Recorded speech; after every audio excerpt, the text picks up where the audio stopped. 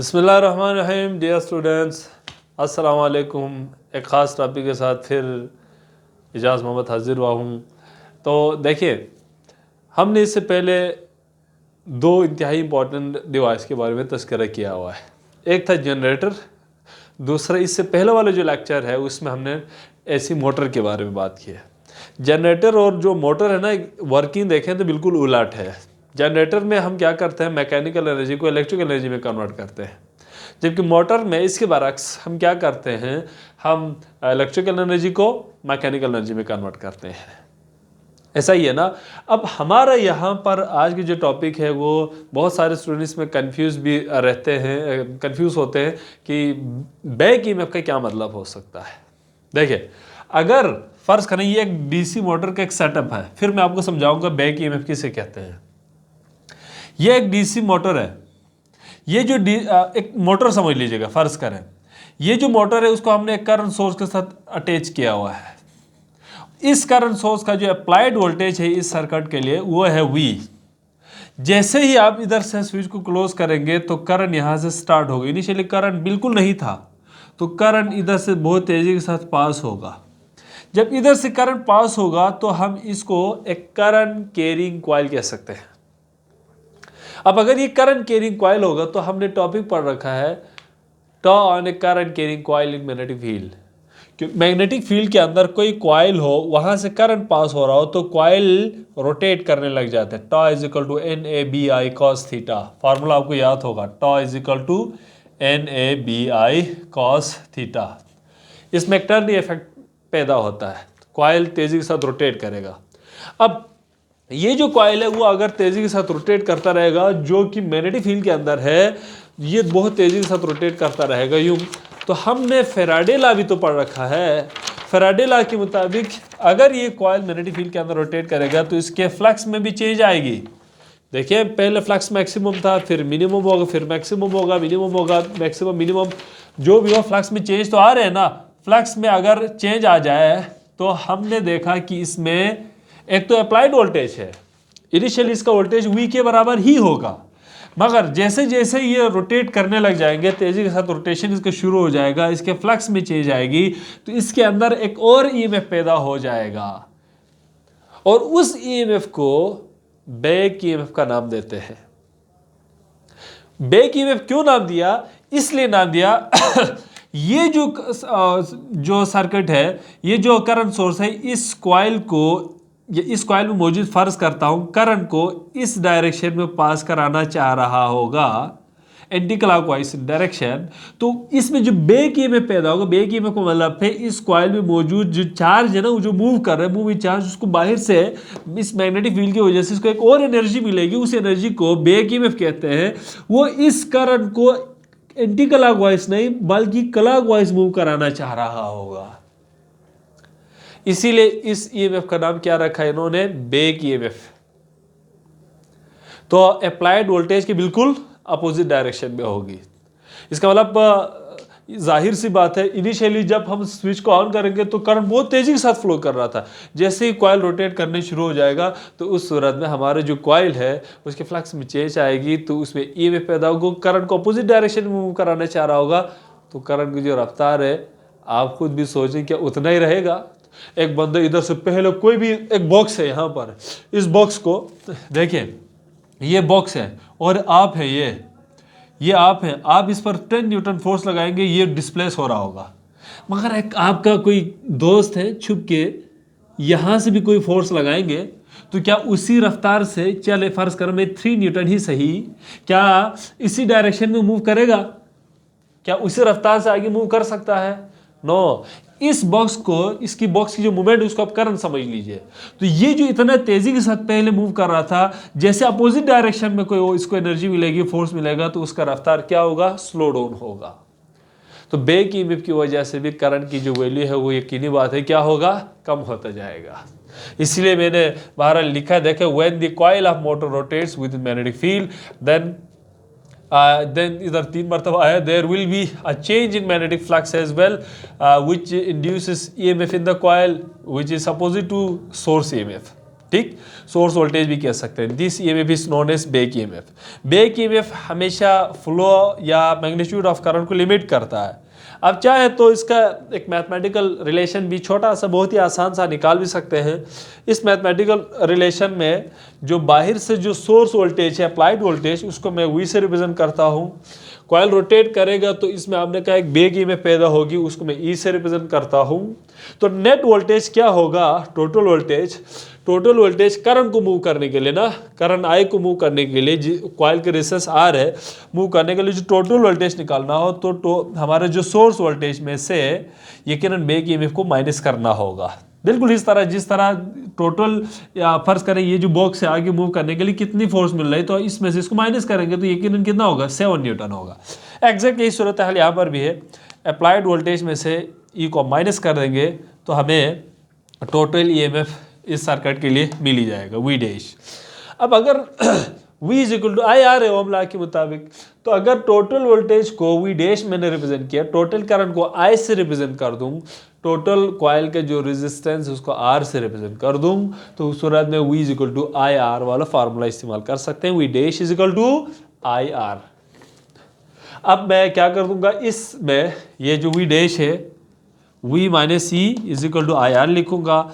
जो V है वो निकालना चाहें तो हम E प्लस आई आर के बराबर होगा, या आप लिख सकते हैं ऐसा। तो आपको पता चल गया कि बैक ईएमएफ का क्या मतलब हो सकता है। Back EMF basically applied voltage के अपोजिट डायरेक्शन में कॉइल का मैग्नेटिक फील्ड के अंदर रोटेशन की वजह से पैदा होने वाले ईएमएफ की वजह से, जो फ्लक्स में चेंज की वजह से पैदा हो रहा था। अच्छा, अब यहाँ पर कुछ इंतहाई इंपॉर्टेंट डिस्कशन हम करेंगे। दो स्पेशल जो है ना डिस्कशन करते हैं। आपके घर में मोटर होगा, किसी के घर में मोटर हो सकता है। पहले सबसे फर्स्ट आप मुझे बताइए, जब भी किसी मोटर को जस्ट हम स्टार्ट करते हैं, मैं बिस्मिल्लाह यहाँ पर मैं इसको ऑन करता हूँ, स्विच ऑन करता हूँ, ये जी, जैसे स्विच ऑन करेंगे तो क्या होगा, इनिशियली हमारा कॉइल रोटेट नहीं हो रहा होगा। जब हमारा कॉइल रोटेट नहीं हो रहा होगा तो उस सूरत में फ्लक्स नहीं होगी। फ्लक्स नहीं होगी तो बैक ईएमएफ नहीं होगा। जब बैक ईएमएफ नहीं होगा तो उस सूरत में सिर्फ अप्लाइड वोल्टेज ही होगा। करंट ज़्यादा से ज़्यादा ड्रा होगा या कम से कम ड्रा होगा। यकीनी बात है ज़्यादा से ज़्यादा करंट ड्रा होगा, बहुत ही ज़्यादा करंट ड्रा हो सकता है इनिशियली, मतलब when motor is just started, तो उस सूरत में ज़्यादा से ज़्यादा करंट ड्रा होगा। मगर जैसे जैसे टाइम गुजरेगा हमारा जो कॉइल है वो इस मैग्नेटिक फील्ड के अंदर रोटेट करने लग जाएंगे। जब ये मैग्नेटिक फील्ड के अंदर इसकी रोटेशन फास्ट होना शुरू हो जाएगा तो उस सूरत में बैक ईएमएफ पैदा होना शुरू हो जाएगा। जब बैक ईएमएफ पैदा होना शुरू हो जाएगा तो करंट का जो मैग्नीट्यूड है वो क्या होता रहेगा, कम होता जाएगा। इसका मतलब क्या होगा, जितना कॉइल तेजी के साथ रोटेट करेगा मैग्नेटिक फील्ड के अंदर, फ्लक्स में चेंज ज़्यादा आएगी, उसी हिसाब से करंट की वैल्यू भी सर्किट में कम से कम ड्रा होगा। दूसरी बात, किसी मोटर को ओवरलोड करने से क्या होगा, देखें ये बहुत ही इंपॉर्टेंट फैक्टर है। आप कोई वॉशिंग मशीन लेते हैं और वॉशिंग मशीन में प्रिकॉशनरी कुछ वहाँ पर मेजर्स होते हैं, इंस्ट्रक्शन दी गई होती है। उसमें लिखा होगा कि मैक्सिमम जो लोड है वो 5 kg, फर्ज कर रहा हूँ 5 kg, चले मैं थोड़ा गुंजाइश करता हूँ, बढ़ा दूंगा 10 kg आपने उसमें जो है ना मैक्सिमम लोड को बर्दाश्त कर सकता है। मगर आप क्या कर देते हैं, उसमें आपके पुराने ज़माने के जो कपड़े हैं, पता नहीं किस ज़माने से आपने कपड़े नहीं धोए हुए हैं, किस ज़माने से पूरे ख़ानदान का आप कपड़े जमा करते हैं। कपड़े जमा करने के बाद उन सबको मोटर में पूरा आपके जो वॉशिंग मशीन है उसमें धकेल देते हैं, क्योंकि आपने खर्चा किया हुआ है 10 रुपये का बोनस, और वो भी जो है ना बोनस लिया है, उसमें डिटर्जेंट ज़्यादा आता है, उसमें जो पाउडर है वो ज़्यादा आता है, इसीलिए आप उसको इस्तेमाल कर देते हैं। अब बताएं उसका जो कंडीशन क्या था, मैक्सिमम 10 kg, मगर आपने 10 kg नहीं बल्कि पूरा आपने यहाँ पर 100 kg इसमें डाल दिया है। ना सिर्फ 100 kg, खुद भी पता नहीं कितने अरसे से नहीं आया हुआ था, खुद भी अंदर चले जाता है। अब बताएं हमारा जो लोड है, ये जो कॉइल है इसके ऊपर लोड बढ़ गया, कम होगा, लोड कम होगा, ज़्यादा होगा। लोड अगर बहुत ही ज़्यादा होगा तो कॉइल तो नहीं चाहेगा ना मेरे ऊपर इतना जुल्म हुआ है, मैं क्यों रोटेट हो जाऊं, आहिस्ता रोटेट करेगा मैग्नेटिक फील्ड के अंदर बाहर से करंट देने के बाद। जब कॉइल बहुत ही आहिस्ता रोटेट करेगा तो उस सूरत में मुझे बताएगा क्या फ्लक्स में इतनी तेजी से चेंज आएगी?